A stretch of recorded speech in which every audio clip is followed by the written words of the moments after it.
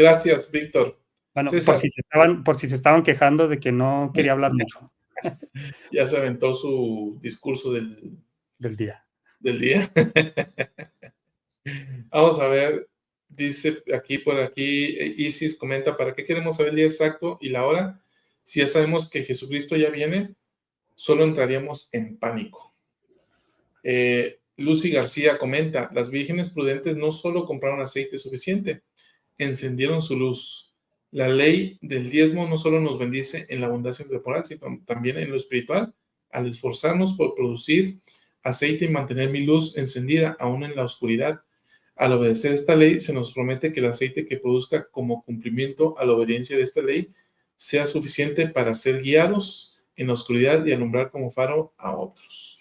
De ahí la importancia del aceite y encender la luz, Víctor, la luz de la restauración. Ah, ahora algo interesante, porque esta parte del aceite se habla mucho de que es gota a gota, ¿no? Poco a poco vamos acumulando aceite. Y usualmente la visión del mundo es forzar a las personas a que hagan las cosas. De repente hubo una injusticia, bueno, vamos a hacer marchas para que haya leyes más claras, más explícitas, más severas y que entonces haya castigos más duros para los que hicieron A, B, C o D, ¿no? Hacemos manifestaciones o elecciones o le pedimos al gobernante en turno que recrudezca, que ataque más al crimen, que haga esto, pero siempre en el sentido de forzar, de combatir forzando, poniendo penas, poniendo cosas que a la gente le motive a no hacer lo malo por temor al castigo. Y de repente así es nuestra casa, ¿no? Podemos vernos sentados como padres a castigar a que nuestros hijos cumplan por temor al castigo. Si no haces la tarea, te quito el PlayStation. Bueno, estos niños que ya tienen PlayStation, ¿no? Si no haces esto, te castigo con esto. Pero el Señor tiene una forma de gobierno distinta, que es a través de la voluntad, del arrepentimiento propio, del deseo de cambio personal y sí, dejarnos guiar y ayudar. Es algo que deben hacer de dentro. Entonces, el que podamos tener aceites significa que por cosas pequeñas servir en un llamamiento, leer las escrituras, orar como familia, esas cosas que parecen simples, que parecen sin sentido en medio de un cúmulo de cosas impresionantes que están ocurriendo y van a ocurrir, son las que van a llenar la lámpara. ¿Por qué? Porque cuando hacemos las cosas por voluntad y no porque estamos siendo compelidos, no porque estamos buscando la solución mágica para todo mundo, llegamos a ser en lugar de tener. Llegamos a ser más como Cristo, llegamos a desarrollar atributos propios. Hacemos lo justo porque queremos hacerlo, no porque nos están obligando o porque en el barrio se ve más bonito, si hago la actividad a que si no, etcétera, ¿no? Entonces, el llegar a ser como Cristo creo que es la diferencia. Y el mundo nos educa para tener. O sea, trabaja para que tengas tu casa, trabaja para que tengas dinero, para que tengas. Y ese tener es la medida del éxito. ¿Cuántos cursos de superación personal no hay que dicen, logra el éxito en la vida alcanzando la independencia financiera? O sea, haz dinero. Es lo que te están diciendo. Haz, ten, en lugar de llega a ser. Y ese llegar a ser a veces se nos hace lento y a veces se nos hace aburrido. Así de que, hablamos de las señales y ya vienen las guerras y esto, ¿y cuál es la aplicación? Ora con tu familia, sirve en tu llamamiento, ve a la capilla, ama a tus hijos, ten una familia, ten hijos y ayúdalos a ser buenas personas. Y a veces decimos: "Sí, es que es muy simple, ¿no?". Como para que todo lo que está ocurriendo es muy simple lo que me estás pidiendo. Bueno, era muy simple voltear a ver a la serpiente en el asta también. Entonces, creo que, tenemos que enfocarnos en el llegar a ser como Cristo. No solamente el llegar a tener un llamamiento, llegar a tener una familia ejemplar, llegar a tener, sino es llegar a ser. Bien, gracias, César. Aquí quisieras resaltar este comentario. Y si la segunda venida fue cuando se le apareció junto con nuestro Padre Celestial al profeta José Smith, esto no puede ser posible, Heli Alexander, porque el segundo advenimiento de Jesucristo marca el inicio de los del milenio o de los 1000 años de paz. Y esos no han comenzado. En donde él estará gobernando personalmente sobre la tierra, y es evidente que no está así. No ha puesto su pie sobre el Monte de los Olivos, no ha venido, no se ha establecido la Nueva Jerusalén, no es posible, ¿no? Bien, vamos al siguiente punto. ¿Nos metemos a lo del arco o ya nos vamos directo a los 7 ángeles por cuestiones de tiempo? Pues está vamos interesante lo del arco, ¿no? Sí, lo del arco. Ok. Bueno, en la inteligencia, bueno, vamos a darle pues. A ver, yo por mí me lo brincaba, pero como ustedes andan de valientes, ¿por qué sería importante hablar acerca de esto, Víctor? Ya me pasaste la bolita. No, bueno, lo que pasa es que el arco, bueno, es el arco iris en realidad, ¿no? Lo conocemos como el arco iris. Y si quieres lo podemos resumir, Salvador, para no dedicarle tanto tiempo. Pero el arco iris lo entendemos nosotros como un pacto. Lo describe el Antiguo Testamento como un pacto que hizo el Señor con su pueblo, de que ya no habría otro diluvio como el que hubo, ¿no? Y esto sucede a raíz o después de los acontecimientos o inundaciones que hubo en la época de Noé, en donde solamente sobrevivió Noé y su familia, ¿no? 8 personas en total, si no me recuerdo. Y entonces se da esta señal de ese pacto en el que ya no iba a suceder eso.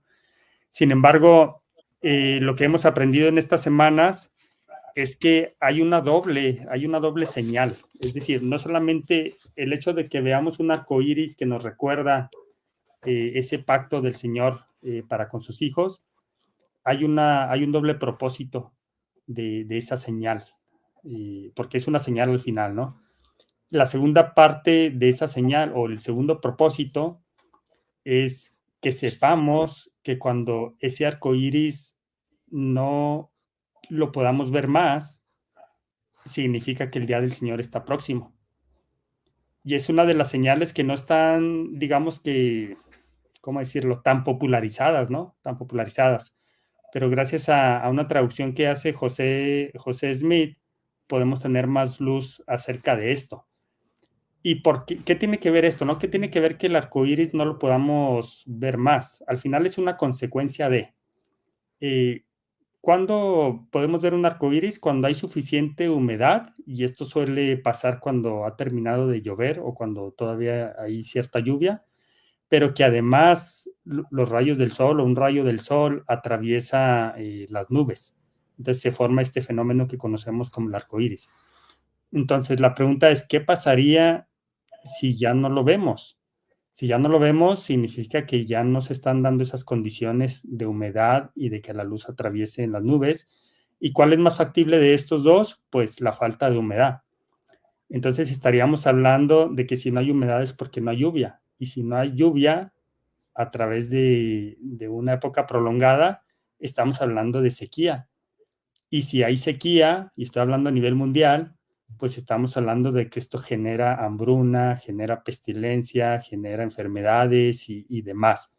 Entonces, es solo para considerarlo como otra de las señales de los últimos tiempos, pero no es en sí el arco iris. Bueno, tal vez eso nos va a ayudar a recordarlo, pero va a ser simplemente porque estamos en otra época de la Tierra en donde las condiciones naturales cambian, pero como parte del plan del Señor, y que eso nos lleva a asumir que ya está más cerca la venida del Señor.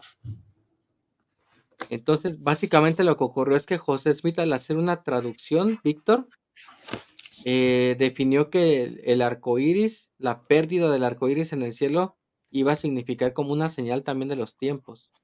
Vale la Exactamente. pena citar las escrituras, ¿no? Sí. ¿Mande? Que ¿La van vale a la pena presentar? citar las escrituras. Sí, no sé si las tienen a la mano por ahí, yo no. Pero Sería, fíjate que algo parecido ya pasó, y pasó, al menos tengo ahorita conocimiento de 2 ocasiones en la historia, pero de manera parcial. Dicen que el peor año que se ha podido vivir en la Tierra desde el registro histórico, así profesional, fue el año 536. Y lo que ocurrió en el año 536 es que hubo una serie de erupciones volcánicas que sumieron prácticamente toda Europa, Oriente Medio y partes de Asia en la oscuridad. Día y noche oscuro totalmente en 18 meses. Tú, Víctor, hablabas de que una de las opciones para que el arco iris se acabe es quitar la fuente de humedad, o sea que haya sequía. Y no tiene nada de descabellado. De hecho, hay sistemas anticiclónicos, que es justamente lo contrario a un ciclón. De hecho, gira en sentido contrario a un ciclón, que lo que hacen es, el ciclón es una ruedita cuyo centro tiene presión baja, o sea, como que chupa. Pero el anticiclón es todo lo contrario, empuja desde su centro. Y eso hace que no haya nubes, que no haya lluvia, que no haya nada durante mucho tiempo. Esa es una opción. La otra es que no perdamos la fuente de humedad, es que perdamos la fuente de luz. Y en el 536, por una serie de erupciones volcánicas, Europa perdió la luz día y noche durante 18 meses. ¿Qué ocurrió? Pues fue suficiente ceniza para tapar el cielo muchas veces, muchos meses, perdón. Algo parecido ocurrió en la época de José Smith con el volcán Tambora. Explotó, echó a perder cultivos porque no había suficiente sol y eso hizo que la familia de José Smith migrara. Esto está en el tomo 1 de Santos. Hoy en día tenemos posibilidad, pues, de lo que quieran. Tenemos ahí como un menú para escoger. Tenemos anticiclones formándose, tenemos cambio climático, tenemos una corriente que se llama AMOC, lo que les dije al principio, que es una corriente que transporta frío del Atlántico Norte hacia el sur y hace el transporte de calor. Por esa razón, por esta corriente oceánica, no hay un clima tan helado en Gran Bretaña como lo hay en Canadá, a pesar de estar en la misma latitud. ¿Qué pasaría si esta corriente AMOC colapsa? Todo el clima cambia completamente. No se tiene con claridad qué podría pasar exactamente, pero sí se tiene con claridad que sería catastrófico. Por ejemplo, al no haber transporte de agua, deja de haber transporte de oxígeno al fondo del mar, mueren las especies del fondo marino, ¿y eso en qué nos afecta? Bueno, nos afecta en que comienza a haber bacterias ahí que son anaeróbicas, que no necesitan aire para vivir. Esas bacterias sueltan azufre, el azufre sale y mata a todas las especies marinas restantes y las costas. Se haría un desastre, más el desastre climático. ¿Por qué cito esto? Parece muy específico. Bueno, porque hace un mes salió un estudio que decía que la MOC ya estaba colapsando, que se esperaba su colapso. El ejercicio no se hizo tanto para estimar la fecha, quedó muy abierto, pero se estima que a partir de 2025 podría colapsar completamente. Y entre los efectos climáticos, Víctor, puede ser el que tú dices, una sequía tal que ya no hay arcoíris. Ahora, si quitamos la fuente de luz, basta con que nos truenen suficientes volcanes en 2 partes del mundo como para tapar totalmente la luz solar durante algún tiempo, ya no solo en Europa, sino en todo el mundo. Y hoy en día también tenemos los elementos naturales para que eso ocurra. Tenemos ahí un volcán, supervolcán se llama. ¿Por qué? Porque es un megavolcán pues gigantesco que se llama Campi Flegrei o Campos Flegrios en Italia, que está activándose, que de repente dicen, oigan, esto ya no está normal. No, sí, espérense, se va a calmar, así como en Spider-Man, tranquilo, se va a estabilizar. Pero está ahí, ¿no? Muy latente, este año ha estado muy activo. Tenemos de este lado del mundo, tenemos el Tambora, tenemos el Yellowstone, tenemos como todo ese juego que podría entrar para de una manera totalmente natural acabar con el arco iris, ¿no? Quitando la fuente de luz o quitando la humedad o quitando ambas.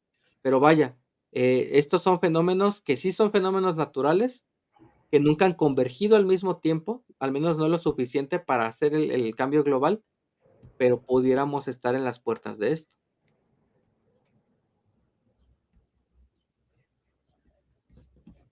Qué triste, De ¿verdad? acuerdo. Ya todos callados. Por Yo me tuve aquí, que salir un momento y perdí un poquito el hilo. No, sí, solo para resumir. Bueno, ibas a decir algo más, César. Adelante. iba a poner algunos comentarios, pero lo que hicimos, Chava, fue platicar un poco algunas de Sí. las razones naturales por las que podría colapsar el arco iris. Oye, ¿y ya quitaron el marco doctrinal, las escrituras? No, No, estábamos esperando para eso. Oigan, me da un calambre que casi me muero, ¿eh? Por eso me tuve que salir.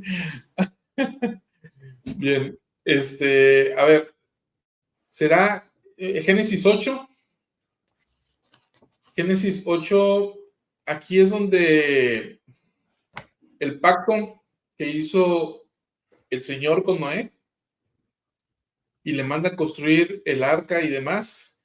Bueno, aquí entonces, una vez que salen del arca, vemos en el versículo 20 que dice que Noé edificó un altar.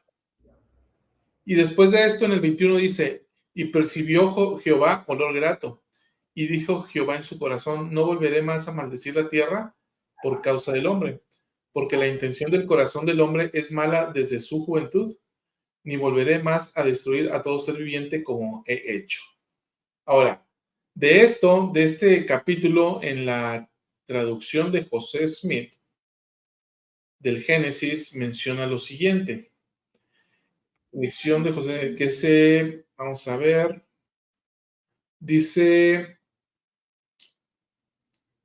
a partir del versículo, dice, Dios pone el arco en el cielo como recordatorio de su convenio con Enoc y con Noé. Y dice lo siguiente, y estará el arco en las nubes, y lo veré para acordarme del convenio sempiterno que hice con tu padre Enoc, para que cuando los hombres guarden todos mis mandamientos, vuelva a la tierra de Sión, la ciudad de Enoc que yo he tomado para mí mismo. Y este es mi convenio sempiterno, que cuando tu posteridad abrace la verdad y mire hacia arriba, entonces Sión mirará hacia abajo, y todos los cielos se estremecerán de alegría, y la tierra temblará de gozo. Y la asamblea general de la iglesia del primogénito descenderá del cielo y poseerá la tierra y tendrá un lugar hasta que venga el fin. Y este es mi convenio sempiterno que hice con tu padre Enoc. Y el arco estará en las nubes, y estableceré mi convenio contigo, el cual he hecho entre yo y tú, para todo ser viviente de toda carne que esté sobre la tierra. Dijo pues Dios a Noé, esta es la señal del convenio que he establecido entre yo y tú, para toda carne que esté sobre la tierra. Adelante, Víctor. Pues ahí está, ¿no? El convenio que hace el Señor con su pueblo. Y está muy interesante ese versículo, bueno, uno de los que leíste, Salvador, donde dice que cuando el pueblo voltea al cielo, entonces el cielo volteará también a ver a su pueblo, ¿no? Mientras esto esté sucediendo. Y esto me recuerda a una de las señales del cumplimiento de los tiempos, es que se enfriará el corazón de los hombres. Y entonces si conectamos o si correlacionamos estas cosas, al enfriarse el corazón de los hombres, y estamos hablando de, no sé, con que sea la mayoría, ¿no? La mayoría de la humanidad, con que se enfríe el corazón del 50% más uno de los hombres, entonces estaremos viendo este cumplimiento. Y cuando esto suceda, los hombres dejan de mirar al cielo. En otras palabras, dejan de buscar las bendiciones del Padre o dejan de creer en un Dios. Y lo estoy hablando en futuro, pero es que lo podemos ver a nuestro alrededor como un presente. Entonces, cuando esto sucede, también el cielo dejará de ver a sus hijos. Y por lo tanto, este convenio o este pacto que el Señor hizo con su pueblo de que no sería nuevamente destruido, ahí pierde vigencia. Y yo creo que ese es el punto, ¿no? Pierde vigencia y entonces nuevamente la tierra será limpiada. Ahora de una manera figurativa por fuego. Si antes lo fue por agua, ahora será por fuego, pero es a consecuencia de esto, de que los hombres dejan de mirar al cielo. Bien, ahora, esto lo vemos ahora, porque por un lado yo veo noticias donde no llueve, y por otro lado veo noticias donde llueve mucho. Entonces, para que no llueva tiene que ser generalizado sobre toda la tierra, es decir, el acto del pacto o el arco iris, como nosotros no le conocemos, tiene que dejar de llover sobre toda la faz de la tierra, o vamos a hablar de ciertas zonas, países, continentes, no sé. Lo que platicábamos, Chava, es que estamos viviendo un cambio climático. Entonces, Alcancé a escuchar eso. Solo mi punto es, ¿cómo se va a dar ya de manera global? ¿Se va a dar de manera global o va a ser por zonas? mira, pues en realidad ahorita estamos viendo probabilidades, ¿no? De lo que podría pasar, pero igual y no es ni una ni otra. A lo mejor simplemente deja ver arcoíris porque hay un cambio la atmósfera. Las dos cosas que ahorita evaluábamos era quitar la lluvia o quitar la fuente de luz, que es el sol, y eso es a través de la ceniza, que esa sí podría cubrir toda la Tierra. ¿Por qué? Porque ya lo ha hecho casi completa antes. En Ya sucedió. cuanto a la lluvia, pues es muy incierto lo que va a ocurrir en el futuro con esta parte del cambio climático. Ahora, el Sí, cambio climático es bastante real y es bastante periódico, ¿no? Tal vez algunos dicen, no, es que es una mentira del gobierno el cambio climático. A lo mejor estamos choqueados por esa hipocresía, ¿no? Que toda la gente que nos dice desde su micrófono de famoso, no compres plásticos, son los que están viajando para ver a su tía en avión, eh, a 15 cuadras. Entonces, eso sí choquea, ¿no? Pareciera que no puedes contaminar, no porque quieran que hagas un cambio, no puedes contaminar porque eres pobre y no puedes pagar lo que ellos. Entonces, eso es lo chocante, pero la realidad es que el mundo está cambiando y lo está haciendo muy aceleradamente. Y hay amenazas sobre la Tierra, tanto humanas como naturales, que antes no estaban bien contempladas. Algunos, por ejemplo, somos conscientes, el fenómeno del Niño el año pasado nos trajo un huracán a Acapulco muy duro, pero el fenómeno del Niño no está asociado al calentamiento global ni al cambio climático, se manejaba independiente. Sin embargo, está ocurriendo y este año viene el fenómeno de La Niña, que va a ser exactamente lo mismo, pero en el Atlántico. Entonces, el mundo se está moviendo, la gente también se está moviendo, hay amenazas nucleares como nunca antes. Yo creo que la amenaza nuclear hoy en día es peor que en la Guerra Fría. En la Guerra Fría a la gente le importaba, parece que hoy a nadie le importa. Y creo que eso va en el enfriamiento del corazón de los hombres. Yo recuerdo cuando era niño, decían: "Híjole", yo era de Acapulco, bueno, soy de Acapulco, y decían: "No vayas a la Ciudad de México porque allá te asaltan, está horrible". Y hoy en día la conversación típica de fuera de la Ciudad de México, de provincia es: "Ah, miren, ya dejaron la delincuencia dejó otro cuerpo ahí, ¿no? Tirado". Ya lo ven como algo cotidiano. Entonces, nos estamos acostumbrando a la maldad. Y ya mencioné un montón de señales que se están cumpliendo, se está enfriando como esa empatía, ese amor por los demás, se está viendo cambios, sociales, está viendo cambios, climatológicos, está viendo cambios también en la parte de los, pues sí, de los astros. El propio sol es una amenaza hoy en día para en cuanto a las tormentas electromagnéticas, siempre lo ha sido cada 11 años, pero este año se está portando raro. Y ahí están, como dicen, una espada de Damocles, moviéndose y lista para caer. este comentario al menos para mí me responde lo que yo estaba preguntando ahorita. Dice Alfredo Mariscal, este comentario que están diciendo es como en los tiempos cuando el Señor fue crucificado. En América se vieron otras cosas y en el continente viejo otras sobre la faz de la tierra. Entonces, al menos a mí esto me deja satisfecho, ¿no? Porque ciertamente podremos ver, al menos en un punto podríamos ver lluvias exageradas en ciertos lugares, pero sequías tremendas en otros. Y al menos en estos otros sí habría, sí se estaría dejando de ver este pacto del convenio, ¿no? Como se le llama doctrinalmente, o el arco iris dicho de una manera más popular.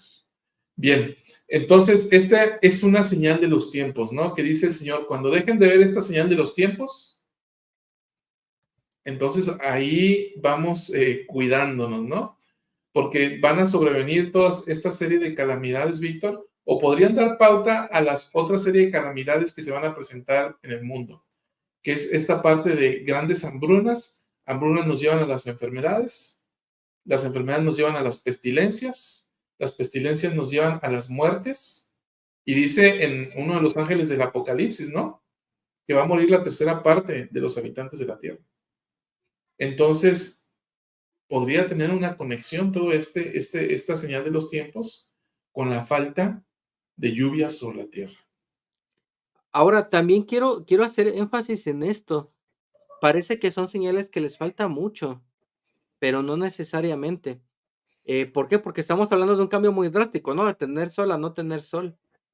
Pero este ejemplo ya lo había puesto hace 10 años tú hubieras podido ir a Ucrania a tomarte un refresquito y decir: "Oye, esta ciudad europea está muy bonita", no como Latinoamérica. Y ahorita ya no es así, para nada. Y lo mismo, podrías pensar hace 10 años, ¿cuánta seguridad hay en Israel? Es imposible que reciban un ataque. Y ya vimos que de la noche a la mañana las cosas cambiaron. Si algo, hemos aprendido es que las cosas cambian y cambian muy rápido, muy rápido. Entonces, tampoco estemos confiados con, bueno, ha pasado millones de años y yo creo que no va a ser tan rápido este cambio. Yo creo que nos va a pasar como la sal del Himalaya. No sé si han comprado sal del Himalaya, Chava, Víctor. La sal del Himalaya es la de color rosa que venden en el súper, que dice Acabo sal de del comer, Himalaya. ¿Mande? acabo de comerme un grano de eso me lo puse bajo la lengua para el calambre. Para el calambre. Muy Sí. bien. Bueno, vean sus botes de sal del Himalaya. Dice sal del Himalaya de hace 250 millones de años. Caducidad, abril 2024. Así nos puede pasar. Sí.